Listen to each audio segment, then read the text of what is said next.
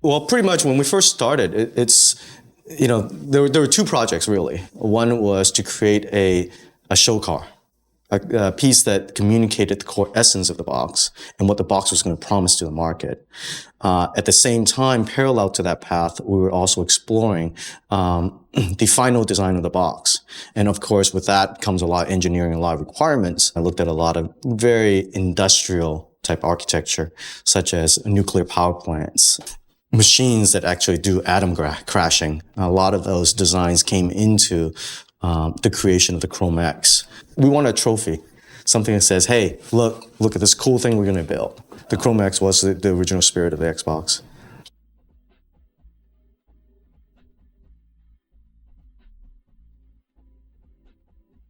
When we start working on the design of the box, we really start with the basic concept of no idea is a bad idea. Went to the copy room, got bundles of 500 sheets of paper, probably 4 or 5 bundles of it. So imagine thousands of sheets of paper, black pen, and a Microsoft proprietary stamp, and lots of food, lots of drinks. We took a lot of magazines. We bought, over $1,000 worth of magazines. Cut out what we believe to be a trend, the trend of a snapshot of that day, and then place it against a matrix that eventually will be measurements for everything design that we do for Xbox. In this case, it was a matrix between intelligent and whimsical. And on the other axis is engineered versus sensual. We basically took what we learned from over 5,000 gamers. It really helped us just focus really quickly down to the final design that it needs to be. When you think about a game console, where it lives in your home, it lives in the center of your living room, on the floor. Why is that? We had a usability expert that took us into many gamers' homes around the world. You go into somebody's home, instantly look at and jot down notes as to where does it sit? Where does a game console sit? Does it sit underneath the TV, on the left or right, on top of? That helps us get a lot of really, really kind of non-influenced data. We took measure distance between a television to most gamers' posture, where they sit when they play games. It's actually more than 6 feet, which is a traditional game console cord length. It actually is about 9 feet, 10 feet or so. So from that, we derive 3 meters, which is about 9 and a little more than 9 feet of cable for our controller, which really would increase the user experience. Form was a luxury. Form was something that we absolutely wanted to communicate the core brand value and the brand promise that we have to the customer, which is an ultimate gaming experience. And how do you communicate that through form on the outside? It's a balance that I had to play. And at the same time, we're really taking a no-holds-barred approach to building the console. We wanted to make no compromises at any step of the design. So when it came time to make a decision, do we spend the extra money and do we include the extra height and weight of a hard drive? We said, what's the right thing for gamers? And the gaming experience is going to be better with a hard drive in every box, so we made that decision to include it. And then we look back to the design group to make sure that that's all being pulled together in the most elegant package that's the simplest for users to get access to all of that power. In a lot of ways, I had to mimic the language of the box, but yet the box is a very square thing. So how do you translate that? How do you translate this energy that's around this jewel into the shape that looks like it's just... We actually had users in the lab in which we give it to them, they touch it, they go, oh no, this is not high enough, or this is getting in the way. So I'll go, I or somebody else will go down to the shop, shave it off with a piece of sandpaper, come back and say, what do you think about this now? And then they're saying, yeah, that's feeling better, but now this is cutting my hand. So you bring it back again. So there's a lot of back and forth process in which it's almost like a bar of soap, right? In lots of ways. It's the more you shape it, the more comfortable it gets. We took a lot of Horace's aesthetic and human factor design and took that to game developers and said, look, what kind of things do you just want to go crazy on and do in your games, and what kind of controller do you need to be able to work with those games? So they're going to be building games with much more advanced character movement and control.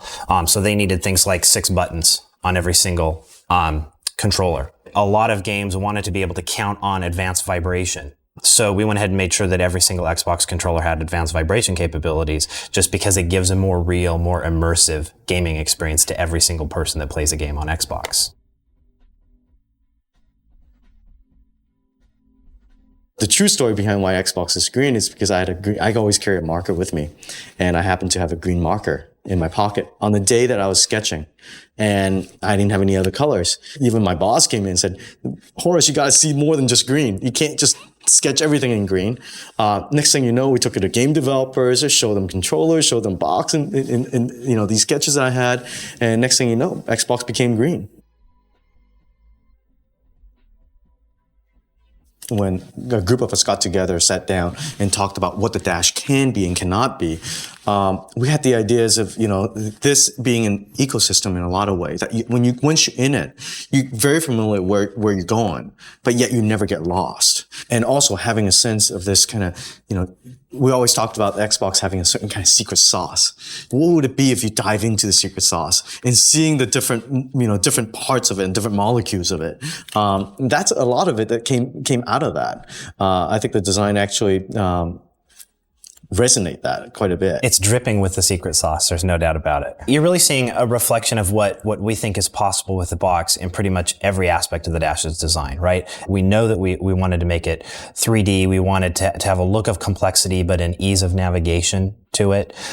We knew that we wanted to have a series of animations in it, all of which are very smooth and fluid and guide you through the experience. There was a lot we could do that was beyond what people think of as traditional. Game soundtracks, custom soundtracks are probably one of the best examples of that. It gives us a great opportunity to allow gamers to put an audio CD into the drive, pick the tracks that they want as part of their custom soundtrack, actually rip that soundtrack to the hard drive, and when they play games, if a game supports custom soundtracks, in the game, they'll just say which of their custom soundtracks they want to use, and that music will be playing in the background of the game, which is pretty cool.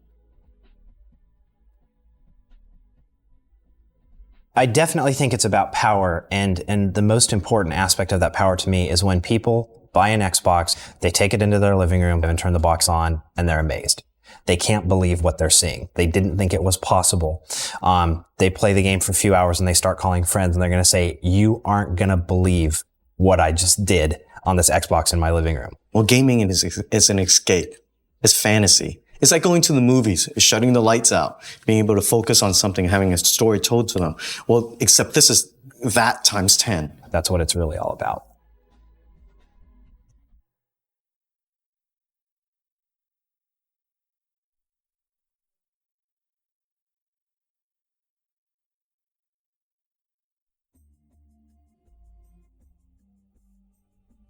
I am Seamus Blackley, and I'm the guy who has to figure out how to convince everybody to buy an Xbox.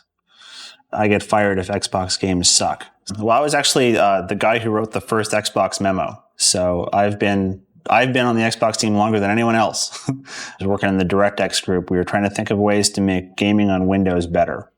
And the ultimate example of ease of gaming is a game console.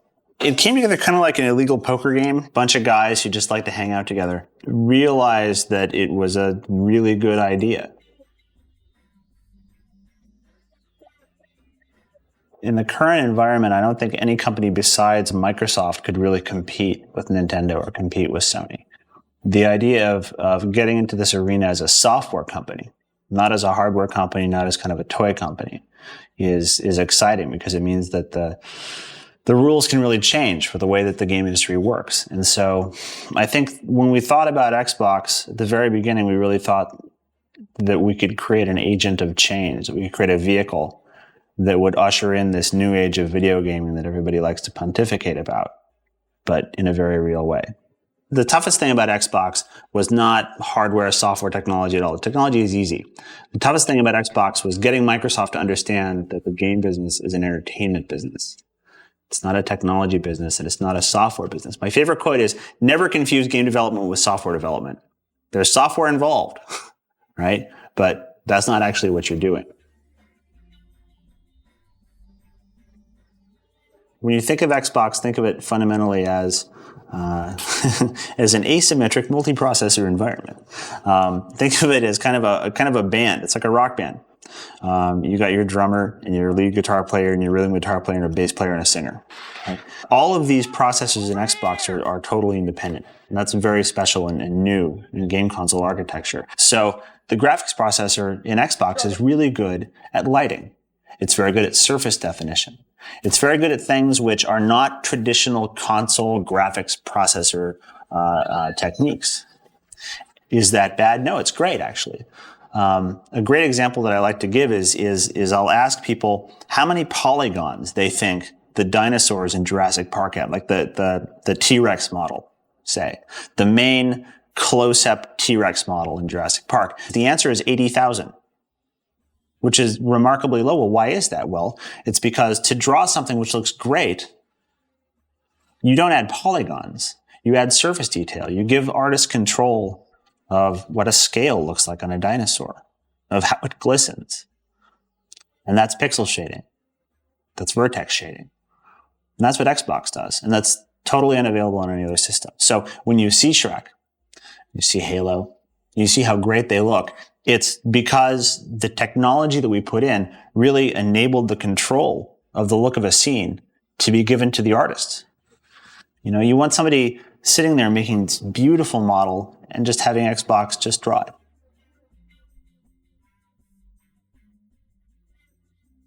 Sound is a great example of the general philosophy of everything we thought about on Xbox. Sound is the terrible, like, disfigured stepchild of the game industry. Sound always gets added last. It always gets no budget. It gets no memory. It gets no CPU. The lead programmer always hates the sound programmer. You know, it's this kind of joke in the game industry that you just slap the sound on at the very end, and it gets whatever happens to be left over when the rest of the game runs. And so we decided just to end that debate just outright by putting a really big, fat, powerful, crazy processor in there just for audio.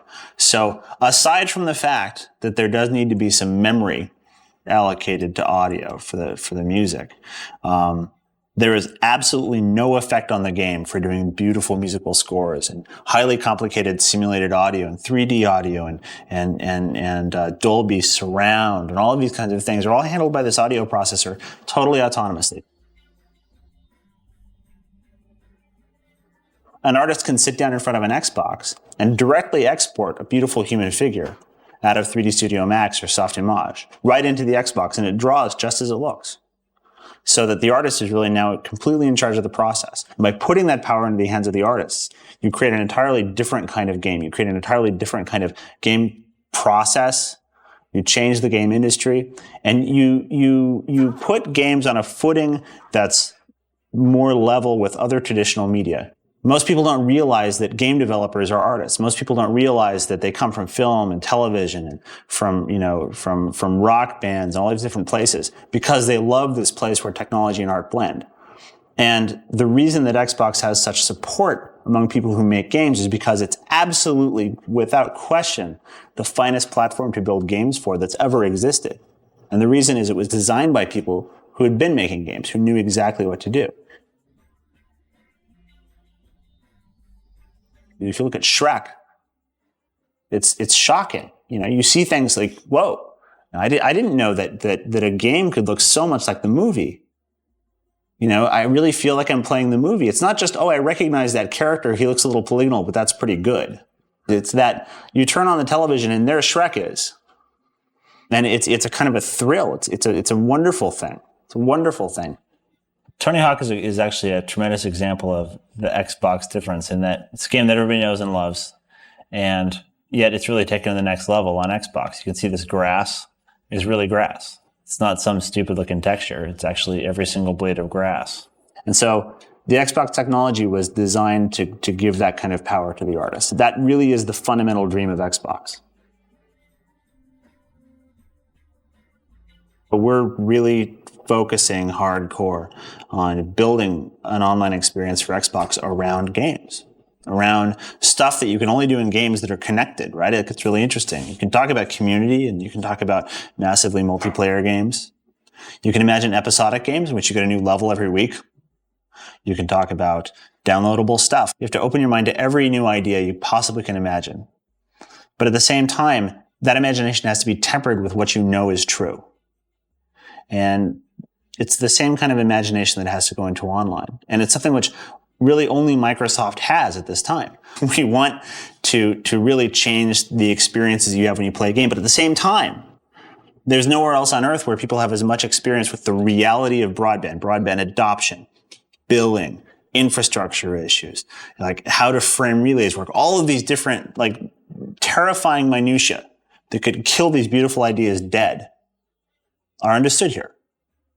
And so the reason I'm incredibly excited about online for Xbox is partially because of the promise of online, but people have been talking about that for a long time. My excitement stems from the fact that online is going to be real on Xbox. It really is going to happen. And that's incredible.